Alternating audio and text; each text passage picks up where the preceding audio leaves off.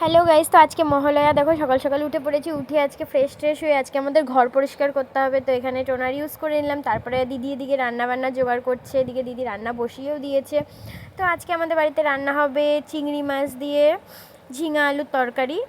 তো এখানে সব আমি মশলাটা জাস্ট দিদিকে করে দিচ্ছিলাম। তারপরে আমি ঘর ঝাড়ার জন্য রেডি হয়ে গেছি। পুরো আমাকে চোরের মতন লাগছে দেখো।